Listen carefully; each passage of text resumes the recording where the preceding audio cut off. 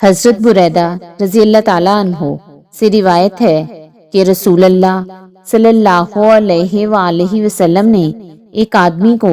ان الفاظ کے ساتھ دعا کرتے ہوئے سنا: اے اللہ، میں تجھ سے سوال کرتا ہوں کہ تو اللہ ہے، تیرے سوا کوئی معبود برحق نہیں، یکتا بے نیاز ہے، جس کی اولاد ہے نہ والدین اور نہ کوئی اس کا ہمسر ہے۔ تو آپ صلی اللہ علیہ وآلہ وسلم نے فرمایا: اس شخص نے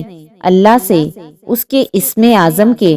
توسل سے دعا کی ہے۔ جب اس سے اس اسم اعظم کے ساتھ سوال کیا جاتا ہے تو وہ عطا فرماتا ہے، اور جب اس کے ساتھ دعا کی جاتی ہے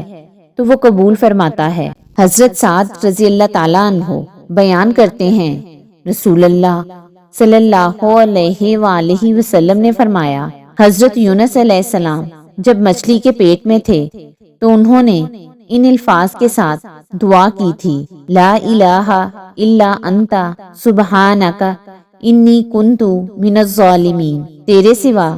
کوئی معبود نہیں، تو پاک ہے، بے شک میں ہی ظالموں میں سے تھا۔ کوئی مسلمان شخص کسی معاملے میں ان الفاظ کے ساتھ دعا کرتا ہے